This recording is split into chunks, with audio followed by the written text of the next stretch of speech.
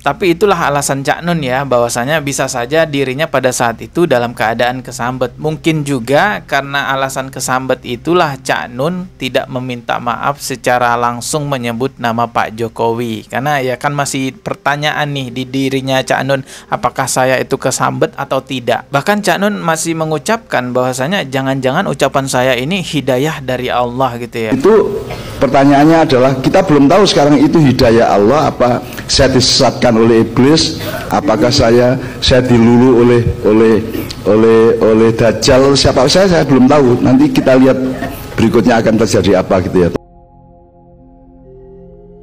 Assalamualaikum warahmatullahi wabarakatuh. Selamat datang kembali di channel Dodi Sefria. Di subscribe dan juga loncengnya ditekan yang baru mampir channel ini biar gak ketinggalan video berikutnya yang akan saya upload di channel ini. Teman-teman, ini masih pembahasan tentang Fir'aun ya, yang lagi viral. Kemarin di video sebelumnya yang saya upload, saya menulis di thumbnail seperti ini ya.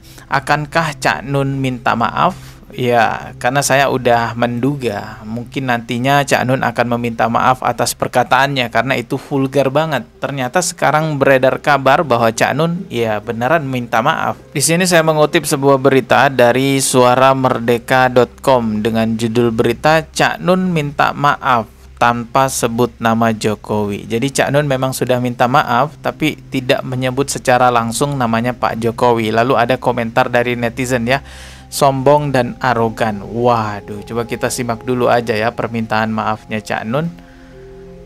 Yang ini videonya. Oke, coba kita simak dulu nih.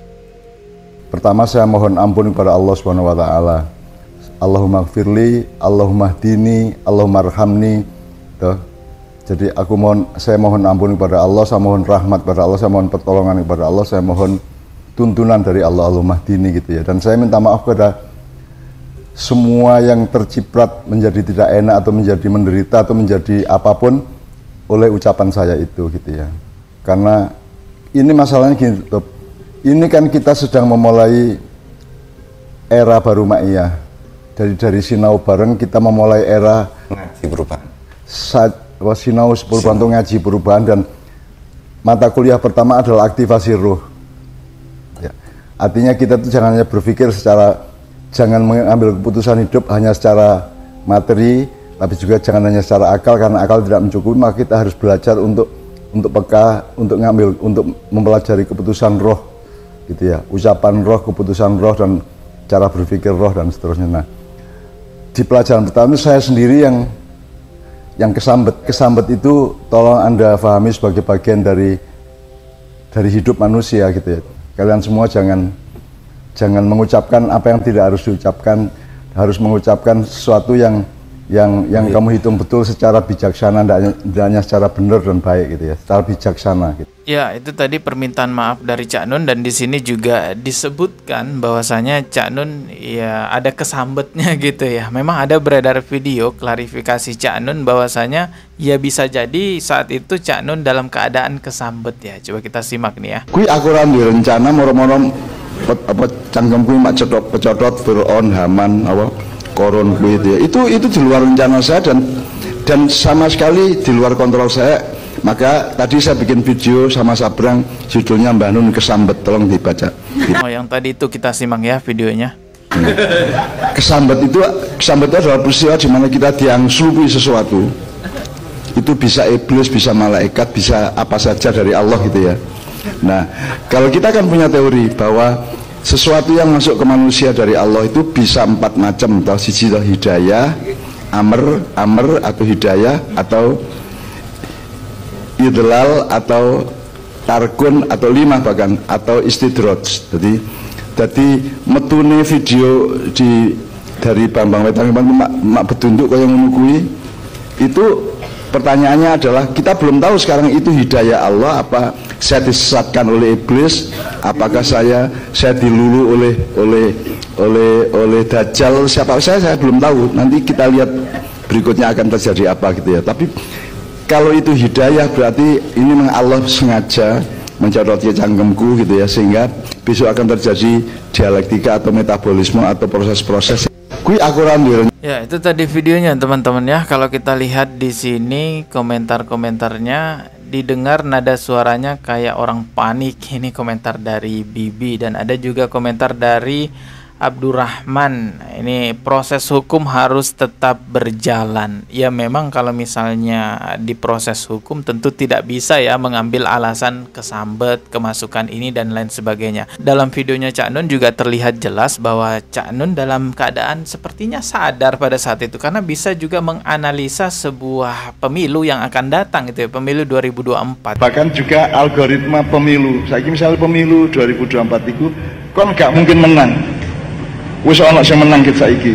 Tapi itulah alasan Cak Nun ya, bahwasanya bisa saja dirinya pada saat itu dalam keadaan kesambet. Mungkin juga karena alasan kesambet itulah Cak Nun tidak meminta maaf secara langsung menyebut nama Pak Jokowi. Karena ya kan masih pertanyaan nih di dirinya Cak Nun, apakah saya itu kesambet atau tidak. Bahkan Cak Nun masih mengucapkan bahwasanya jangan-jangan ucapan saya ini hidayah dari Allah gitu ya. Itu pertanyaannya adalah kita belum tahu sekarang itu hidayah Allah apa saya disesatkan oleh iblis, apakah saya dilulu oleh Dajjal, siapa saya belum tahu. Nanti kita lihat berikutnya akan terjadi apa gitu ya. Tapi kalau itu hidayah berarti ini memang Allah sengaja mencoroti cangkemku gitu ya, sehingga besok akan terjadi dialektika atau metabolisme atau proses-proses. Artinya di sini Cak Nun masih berpikiran bahwasanya ya bisa jadi ucapannya Cak Nun benar, menyamakan Jokowi dengan iya, itulah pokoknya. Kalau saya justru melihat ini ya sepertinya Cak Nun bisa dipandang pelin-pelan oleh masyarakat kalau begitu caranya Cak Nun ya. Dan ini bisa juga mengakibatkan masyarakat hilang simpati ataupun hilang kefanatikan terhadap Cak Nunnya. Kalau memang merasa salah ya wes lah, minta maaf. Apa susahnya minta maaf, toh tidak menurunkan derajat seseorang dalam meminta maaf. Tapi kalau merasa benar dengan ucapannya ya tentunya harus bisa mempertanggungjawabkan juga kenapa menyebutkan pemerintahan Indonesia sama dengan Fir'aun. Namun dalam hal ini ya seperti yang kita simak tadi videonya, bahwa Cak Nunnya sendiri juga masih belum tahu ini salah atau enggak. Bahkan Cak Nun mengatakan ya bisa saja ini hidayah ataupun rahmat dari Allah Subhanahu wa Ta'ala. Namun menariknya teman-teman, saya menemukan sebuah berita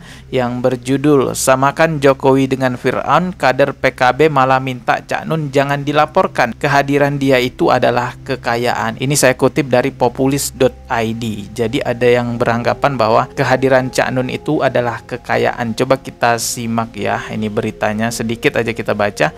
Kehadiran Cak Nun dengan kritik-kritikannya yang tajam adalah kekayaan bagi proses bangsa ini membangun kematangan tuturnya.